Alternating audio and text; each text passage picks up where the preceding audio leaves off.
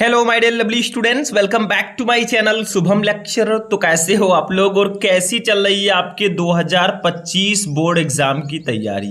I hope कि आपकी तैयारी तो बहुत अच्छे से चल रही होगी, लेकिन आज का ये वीडियो आपके लिए बहुत ज़्यादा इंपॉर्टेंट है। जितने भी हमारे स्टूडेंट बायोलॉजी का पेपर देंगे इस बार, मतलब वो बायोलॉजी साइड से हैं, उनके लिए ये क्लास बहुत इंपॉर्टेंट है। तैयारी तो आपकी बहुत अच्छी चलेगी और 2025 में भी आप बहुत अच्छा नंबर लेकर आएंगे, लेकिन तैयारी तब अच्छी होगी जब आपको सिलेबस पता होगा कि पूरे साल हमें पढ़ना क्या है। ठीक है, जब तक यही नहीं पता कि हमें पढ़ना क्या है तब तक आप कैसे उसकी तैयारी करोगे। तो आज की इस क्लास में मैं आपके लिए लेकर आया हूं क्लास 12 बायोलॉजी का जो न्यू सिलेबस आया है 2025 बोर्ड एग्जाम के लिए। जो नया वाला सिलेबस यूपी बोर्ड ने जारी किया है उसको मैं इस वीडियो में लेकर आया हूं, और ये मैं अपनी तरफ से नहीं बता रहा हूं। यूपी बोर्ड की ऑफिशियल वेबसाइट पर अगर आप जाएंगे तो आपको सिलेबस वहां पर 2025 का दे दिया गया है, वहां से भी आप लोग डाउनलोड कर सकते हैं। लेकिन मैं यहां पर बहुत अच्छे से एक्सप्लेन करूंगा कितने चैप्टर पढ़ना है पूरे बायोलॉजी में, कितने टॉपिक पढ़ने हैं, सब कुछ मैं इस क्लास में बताने वाला हूं। तो दिल थाम के बैठिएगा, ठीक है। तो चलिए देखते हैं। बस आप लोग वीडियो को लाइक कर देना, चैनल पर चैनल को सब्सक्राइब कर लेना, ठीक है, मेरा भी कुछ बेनिफिट हो जाए। देखिए, इसमें 100 अंकों का एक प्रश्न पत्र होगा, 70 अंक आपको लिखित, मतलब आप जो पेपर देने जाएंगे बोर्ड एग्जाम का वो 70 नंबर का रहेगा, ठीक है। और 30 प्रयोगात्मक का होगा, मतलब 30 जो होगा वो प्रैक्टिकल का आपको मिलता है। प्रैक्टिकल में क्या क्या आ सकता है वो भी अभी दिया गया है नीचे सिलेबस में, ठीक है। तो ध्यान से देखना क्लास को।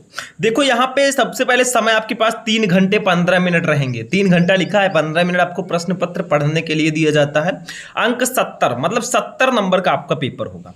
सबसे पहले ये जानिए इकाई इसमें दिया गया है, मतलब इकाई वाइज, यूनिट वाइज पहले दिया गया, अभी चैप्टर वाइज भी मैं आपको बताऊंगा। इकाई यहाँ पे, फिर इधर शीर्षक मतलब पाठ का नाम, इधर अंक भार। अंक भार का मतलब कितने, किस चैप्टर से कितने नंबर का क्वेश्चन आने वाला है। देखो, सबसे पहला इकाई है जनन। जनन में आपके 2 चैप्टर शायद आ जाएंगे, 3 चैप्टर, पुष्पी पादपों में लैंगिक जनन, मानव जनन, जनन स्वास्थ्य। ये 14 नंबर का आता है भैया, तीनों चैप्टर मिलाकर। अभी मैं चैप्टर को भी डिस्कस करूंगा, टेंशन मत लेना। पूरा जितना चैप्टर है सब कुछ मैं नीचे बताने वाला हूं, अभी इकाई समझ लीजिए। दूसरा आनुवंशिकी और विकास, इसमें भी शायद 3 चैप्टर हो, ये भी 18 नंबर का आता है। तीसरा जीव विज्ञान और मानव कल्याण, इसमें 14 नंबर का क्वेश्चन। चौथा जैव प्रौद्योगिकी एवं उसके अनुप्रयोग, 10 नंबर का क्वेश्चन। और 5वां इकाई है पारिस्थितिकी एवं पर्यावरण, 14 नंबर का क्वेश्चन। टोटल मिलाकर 70 नंबर का क्वेश्चन होता है, क्वेश्चन पेपर होता है। बट ये तो यूनिट है, यूनिट वाइज मैंने आपको बताया, एक यूनिट में 2-2 3-3 चैप्टर्स होंगे, उनको समझते हैं। सबसे पहले इकाई 1 की बात करें तो इसमें टोटल कितने चैप्टर हैं। देखो, 1 चैप्टर, 2 चैप्टर और ये 3 चैप्टर। देखो इसके नीचे इकाई 2 आ जाएगा, हाँ ये 3 चैप्टर हैं। जनन जो आपका इकाई है, इसमें पहला चैप्टर जो होगा वो पुष्पी पौधों में लैंगिक जनन होगा। मतलब जो हमारे पुष्पी पौधे होते हैं, ठीक है, जो पुष्पी पादप होते हैं उनमें लैंगिक जनन कैसे होता है, sexual reproduction in flowering plant. इसमें क्या क्या पढ़ना होगा, देखो ये चैप्टर का नाम है भैया, ध्यान से समझना। इसमें पुष्प की संरचना, नर एवं मादा युग्मोद्भूत का विकास, परागण के प्रकार ये भी पढ़ना है, अभिकर्मक उदाहरण, बहि प्रजनन युक्तियां, पराग स्त्रीकेसर संकर्षण, दोहरा निषेचन मतलब डबल फर्टिलाइजेशन, निषेचन पश्च घटनाएं, भ्रूण कोष एवं भ्रूण परिवर्धन, बीज का विकास एवं फल का निर्माण, विशेष विधियां जैसे एपोमिक्सिस, असंगजनता, अनिषेक फलन, बहुभ्रूणता, बीज परिकीर्ण का महत्व एवं फल का निर्माण। पहले चैप्टर पुष्पी पौधों में लैंगिक जनन में आपको ये पढ़ना है। मैं चैप्टर की बात कर रहा हूँ, इकाई की बात नहीं कर रहा हूँ। अब दूसरा चैप्टर जो आपका होगा इकाई में ही आता है, इकाई 1 में ही, वो है मानव जनन, मतलब जो हम मनुष्य हैं, हम लोग रिप्रोडक्शन कैसे करते हैं, ठीक है, मानव जनन, ह्यूमन रिप्रोडक्शन। देखो, नर एवं मादा जनन तंत्र के बारे में पढ़ना, जो मेल रिप्रोडक्टिव सिस्टम और फीमेल रिप्रोडक्टिव सिस्टम होता है उसके बारे में आपको चित्र के साथ पढ़ना होगा। वृषण एवं अंडाशय की सूक्ष्मदर्शीय शरीर रचना, युग्मक जनन, शुक्राणु जनन, अंडाणु जनन, अंडमासिक चक्र, निषेचन, भ्रूणीय प्रवर्धन, अंतरोपण, सगर्भता एवं प्लेसेंटा का निर्माण, प्रसव एवं दुग्ध श्रावण। बस इतना आपको पढ़ना है चैप्टर नंबर 2 में, ठीक है। ये हम लोगों में जनन कैसे होता है उसके बारे में इसमें एक्सप्लेन किया गया है, ठीक है। आगे बढ़ेंगे हम लोग, तीसरा चैप्टर इकाई 1 में तीसरा चैप्टर है जनन स्वास्थ्य, ठीक है, रिप्रोडक्टिव हेल्थ। देखिए, इसमें आपको जनन स्वास्थ्य की आवश्यकता, यौन संचारित रोगों की रोकथाम, परिवार नियोजन आवश्यकता एवं विधियां, गर्भ निरोध एवं चिकित्सा समर्थता समापन, एमटीपी जिसको बोलते हैं, एमिनोसिंथेसिस, बध्यता एवं सहायक जनन प्रौद्योगिकियां, IVF, ZIFT, GIFT, ये सब आपको पढ़ना होगा चैप्टर नंबर 3 में। तो एक इकाई में 3 चैप्टर थे। चैप्टर आप गिनते चलिएगा, 3 चैप्टर हो गए आपका 3 चैप्टर में क्या क्या पढ़ना है, टॉपिक कौन कौन से पढ़ने हैं, वो भी मैंने डिटेल में बता दिया। अगर आप लोग कमेंट करेंगे कि सर मुझे आप पूरे बायोलॉजी के टॉपिक जितने पढ़ने हैं उसका एक आप बनाइए टेबल टाइप का और पूरा बता दीजिए, तो वो भी मैं बता दूंगा, बस सपोर्ट करते रहना भाई लोग, ठीक है। इकाई 2 आनुवांशिकी और विकास। इकाई 2 में जो फर्स्ट चैप्टर है, मतलब हमारे चैप्टर की दृष्टि से ये चौथा चैप्टर है, ठीक है। इस इकाई में फर्स्ट चैप्टर है वंशागति और विविधता के सिद्धांत, इस चैप्टर का नाम है। इसमें भैया मेंडल का नियम, मेंडलीय अनुपात से विचलन, अपूर्ण प्रभाविता, सह प्रभाविता, गुणात्मक विकल्पीय और रुधिर वर्गों की वंशागति, प्लियोट्रॉफी, बहुजीनी वंशागति, ठीक है। और वंशागति का क्रोमोसोम सिद्धांत, क्रोमोसोम, जीन, लिंग निर्धारण, मनुष्य में, पक्षी में, मधुमक्खी में भी लिंग निर्धारण, ठीक है। जो रोग होते हैं हीमोफीलिया, वर्णांधता, थैलेसीमिया, मनुष्य में गुणसूत्रीय विकार, down syndrome, Turner syndrome, Klinefelter syndrome, ये आपको पढ़ना है चैप्टर नंबर 4 में, यानी कि इकाई 2 का जो चैप्टर नंबर 1 है, ठीक है। इकाई 2 में फर्स्ट चैप्टर जो है वंशागति और विविधता के सिद्धांत है, इसको पढ़ना काफी इंपॉर्टेंट चैप्टर है, बहुत इंपॉर्टेंट है। दूसरा चैप्टर वंशागति का आणविक आधार, मतलब जो हमारी वंशागति है उसका आधार क्या है, ठीक है। जैसे डीएनए के बारे में पढ़ना और भी बहुत सारी चीजें। तो इसमें आनुवांशिक पदार्थ की खोज एवं डीएनए एक आनुवांशिक पदार्थ है, इसको सिद्ध करना होता है। डीएनए व आरएनए की संरचना आपको पढ़नी होती है, क्रिक मॉडल जो भी है, डीएनए पैकेजिंग, डीएनए प्रतिकृतियन, सेंट्रल डोग्मा, अनुलेखन, आनुवांशिक कूट, रूपांतरण, जीन अभिव्यक्ति एवं नियमन, लैक ओपेरॉन, जीनोम एवं मानो genome project, DNA finger printing, इतने टॉपिक आपको पढ़ने हैं चैप्टर नंबर 5 में। चैप्टर की दृष्टि से देखें तो चैप्टर 5 ये था, ठीक है।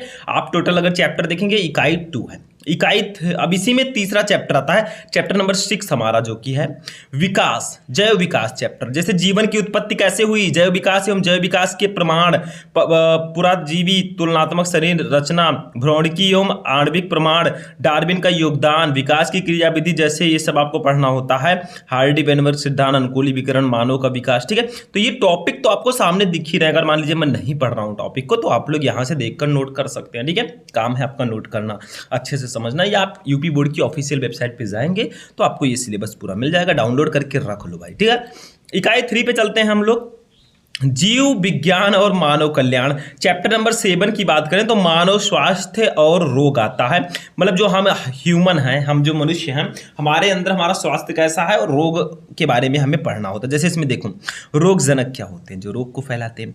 मानव में रोग उत्पन्न करने वाले परजीवी, जैसे malaria, dengue, chikungunya, filariasis, ascariasis, typhoid, जुकाम, न्यूमेनिया, अमीबिया रिंग वार्म, ये सब पढ़ना होता है, एवं उनकी रोकथाम। प्रतिरक्षा विज्ञान की मूलभूत संकल्पनाएं, जैसे टीके, कैंसर, HIV और एड्स, यौन अवस्था, नशीले पदार्थ, ड्रग और एल्कोहल का कुप्रयोग, तो ये आपको मानव स्वास्थ्य एवं रोग चैप्टर में पढ़ना होता है, ठीक है। चैप्टर नंबर 7 है ये।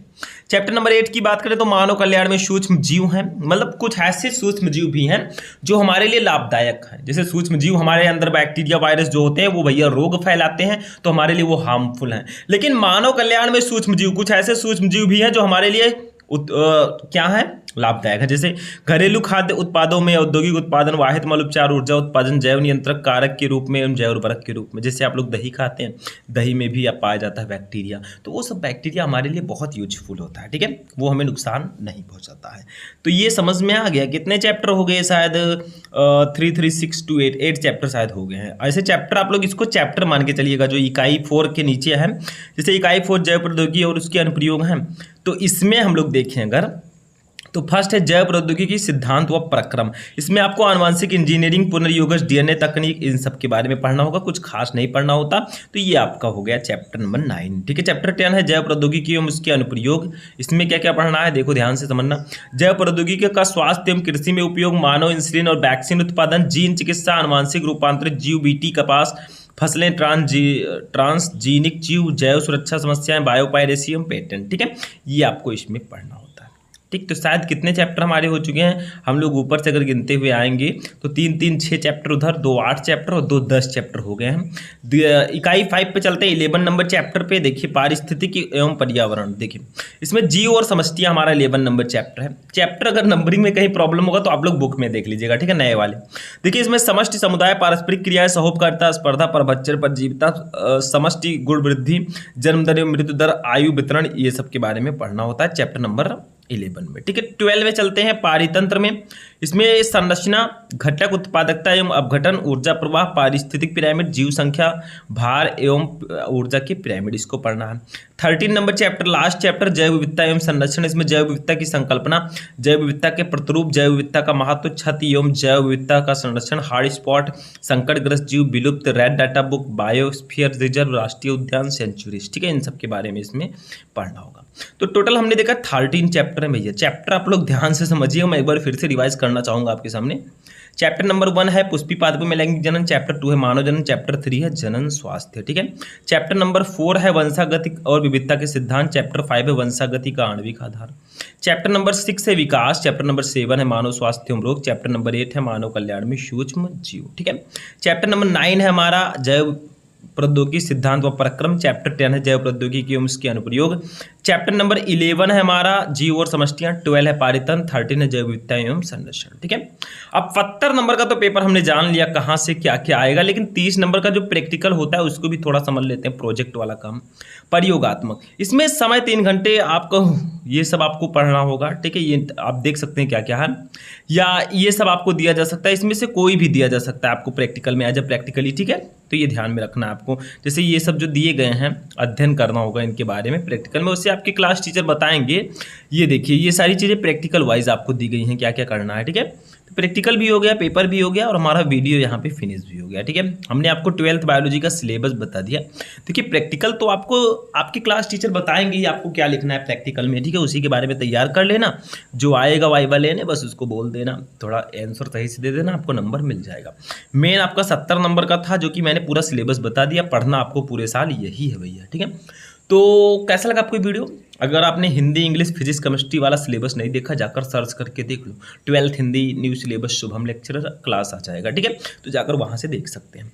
तो आज का क्लास यहीं पर फिनिश होगा। कैसा लगा इस वीडियो को बस लाइक कर देना, चैनल पर चैनल को सब्सक्राइब कर देना। फिर हम मिलेंगे नेक्स्ट वीडियो में नेक्स्ट टॉपिक के साथ। तब तक के लिए जय हिंद।